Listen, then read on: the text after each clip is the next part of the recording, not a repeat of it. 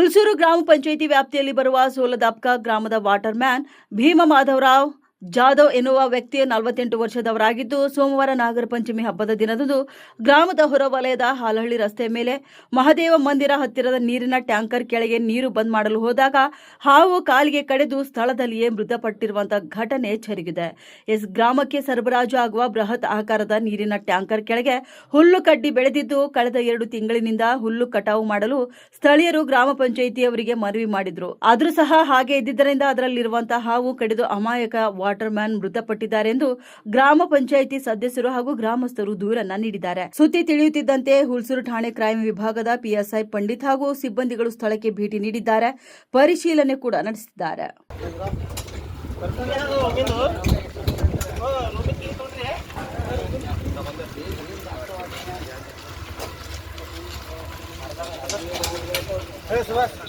Subhash